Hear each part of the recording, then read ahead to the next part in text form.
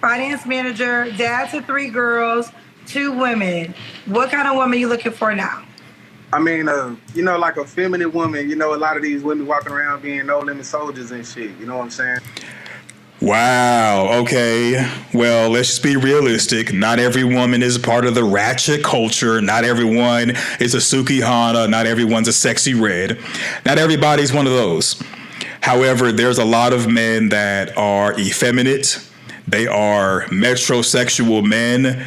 They're weak. They don't really go to the gym and build muscle and build strength. They're relying on their wallet or their dollar amount. You hear these guys when they talk, I got this business or these businesses. I got these houses. I got all this money. I make $500,000 a year. I'm king of the world. Well, you're king of the world. You're king of the world, but you don't look and act like a king. Yeah, when you hear them talk, they're not really putting a baritone in their voice. When you see them, they're not really all that big. A lot of women that are considered like a size medium in clothes are the same size as these guys, and they're complaining that the women are not feminine enough, but it's just that you're so feminine that you make a lot of women who are, we'll just say, assertive, who are leaders, who are single moms, bosses. You just appear to make them more masculine because you're so soft. Yeah, I know that's not what you want to hear, but that's just the truth, okay? Take it from a guy who spent a lot of time in the military where it is hyper masculine. If you want to know about masculinity, you'll get it there. Now, I know some people are like, well, I'm from the hood, I'm from the street, I know about masculinity, so on and so forth. And it's like, yeah, you did back when you were a teenager, but as an adult man, adult woman, how often are you really in the hood? You more than likely go to work, go to school, and go home. You're just hanging around in your vehicle, maybe taking public transportation, but you're not really running the streets like you did when you were younger. Now, if you still are, okay, if you still are, you're in and out of jail, you're a jailbird, and you're like, yeah, I'm about that life. Well, I'm pretty sure that your criminal history, your criminal jacket, the fact that you're a former felon, all that stuff has prevented you economically. So you wouldn't really be in this conversation as well, because in addition to sounding masculine, being strong, you got to have the resources. I mean, for real, I'm being honest. Like, I want a girly girl. That's what I'm looking for. Like, okay. I'll make a girl special. You said no limit. What does that mean, no limits? I mean, they acting hard. You know, they be walking around talking about gang and all of that. Like, I don't got time for that. Okay. Now, well, most women are not talking that way. So really, it's the places that you go to, those women are acting that way. And it's more than likely that the places you like to be at, you can't be in those places. Maybe you can't afford to be there. So you're kind of like in the middle. You can't afford to be in places where women are soft and feminine and it's more upscale. And yet you can't escape the places where women are going to be at, where they are masculine, they're rough, and they will slap you back if you slap them. Don't make me laugh. So I don't think the internet is a good place for someone like you, sir, because the internet is a contact sport. Social media is a contact sport. And with social media being a contact sport, saying that women are not soft enough and not feminine enough, people are going to be looking at you and be like, okay, what's wrong with you, as to how any woman can be so tough and so strong that you believe you can't handle them or you haven't been able to handle them. What would you say to this? Because I've been having these conversations with some of my Black sisters, and some women feel like they're strong because they have to be strong. I mean, yeah, but that ain't my problem, though. That ain't my problem. Like, give me an opportunity to know you. You know what I'm saying? Whatever the last guy did, that ain't my problem. Okay. Yeah. He said it ain't his problem. He don't give a damn what you've been through. Come to him and be happy when he gets to you. Yeah. Does she have to look a certain way? I agree with him on that. A woman shouldn't hold a man back or down if the previous guy or guys were jacked up, get to know him first. But I'm willing to bet that women get to know him and they're like, you know what, you on the same fuck shit these last guys was on because you act just like him. And to me, I think that's what he's really getting at. Yeah. He wants to say, I'm not like the last guys, but they're like, well, to me, you are. And then he's like, well, the last guys were like this and like that. I'm not like it. And then when they find out that he is, now he's calling them No Limit Soldier. He's calling them all these names. And then he's, probably saying the whole fit, feminine, friendly and all that stuff. Right. I mean, I'm pretty open, you know what I'm saying? I like my BBWs, I like all the women. So, I ain't afraid to, you know what I'm saying, get a woman or whatever like that, Okay. I pretty much had all the flavors and stuff, so okay. Open. He said he had all the flavors, child.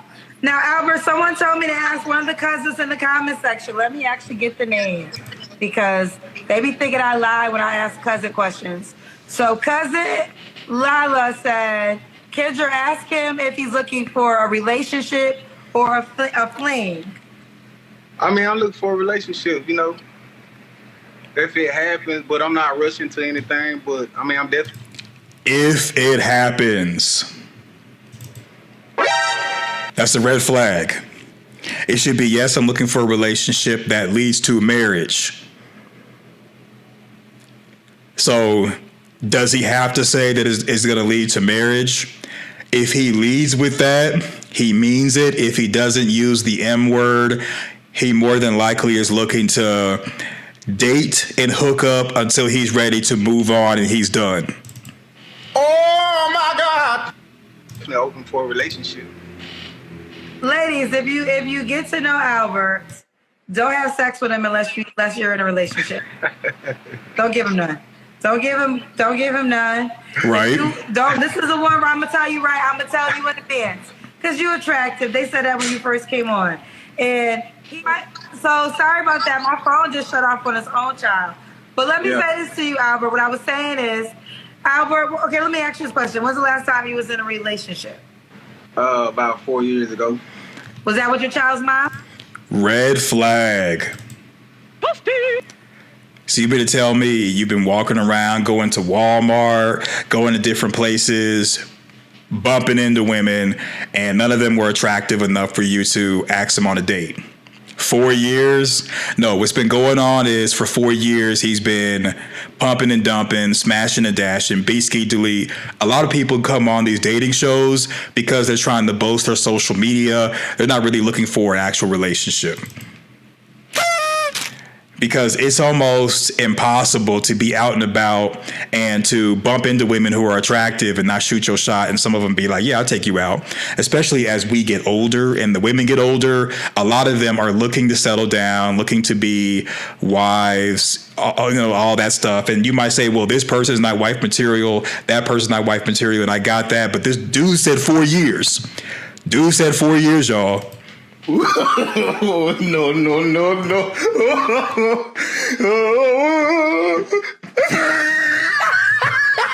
Right, 4 years is a long time to meet a bunch of people who are no limit soldiers. It's just not going to happen. Yeah. Now, when's the last time you was intimate with someone? You don't have to answer. Like shit, probably last month. Facts. See, okay, I believe him on that. With that, he's being honest, okay? With that, he's being honest. But with him being honest, that means he more than likely is playing games, because if he was serious about, let's say, settling down, dating with the possibility of marriage and all that, he wouldn't be messing with people to have relations with them and waste time with that and risk attachment by himself or the other person. If he was serious about actually being in a relationship that was meaningful. That was meaningful. Sex with me so amazing. And that's the problem. That's the problem. People are living life, having fun, but then when they come to you, they say that they want to be on some serious stuff, but not really. Women be giving it to you without relationships. And ladies, don't give it to him if you want a relationship, because Albert used to getting it without relationships. And what happened, this is what Albert going to do.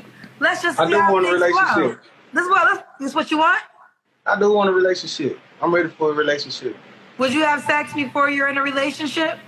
It depends. I mean, Right then and there. You see, Kendra, she's kind of giving him the signals that she finds him attractive, but she's also giving the signal that she knows that he's full of crap. Shots fired! Shots fired! I mean, if it happens, cool. But I ain't gonna push the issue. I know all the lines. If it happens, cool. Exactly. Yep. Yep. If it happens, cool. If it don't happen, cool. You'll be like, okay, hey, we've been having sex. We've been hanging out. We've been feeling each other. What's up on a relationship? Oh, I'm just not ready. And then you realize that you've been a plaything. And another one gone, and another one gone. Another one bites the dust. Yeah. The lines. I mean, I ain't gonna push the issue. Let me tell you all the lines that they be saying, ladies. If it happens, then cool. Why we gotta define ourselves? Like, let's just have fun. Life too short. Why you gotta have restrictions? I mean, let's just go with the flow. Let's just. I'm here, ain't I? I'm here. I mean, if I want to be here, I would. Got him! Yeah, he was hoping to come on the show, show his face, talk a good game, build up his social media platform, and then get some women to fill in his Slow Tuesday. He didn't know that Kendra was going to call him out like this. He didn't know, but he knows now. Game over. I wouldn't be here, but I'm here. I'm with you. So what's the problem? Why you making a problem out of nothing? You happy, right? Right. We enjoying each other, right? Right. You gotta put a title on stuff. Let's just live. I'm not. I don't do that. You see how he's smiling? Yeah, he does it. He knows, like, okay, she's calling out all the game. She's calling out all the BS. She got me. Let me add some more. Some more would be, oh, well, why you pressuring me? You acting insecure. You acting jealous. You making a molehill out of nothing. You worried about little stuff. Yep, we've heard all the lines, heard it all before. All about making people into playthings and placeholders. What? What the fuck? Yep. Heard it all before. Simping activate. Yep. That's it. That's the reason why he was laughing like he was. And ladies and also gentlemen, you all have to be able to spot these tricksters, people telling half-truths, lies, misleading information. That's a part of the vetting process, is to kind of go through and kiss a bunch of frogs to understand what royalty is not. And when you get more wise and you get more seasoned, you'll be able to spot these people a million miles away, and you'll avoid being in situations where you're investing your time, maybe even your money and energy into something, and all it means is just to waste your time. Slayer.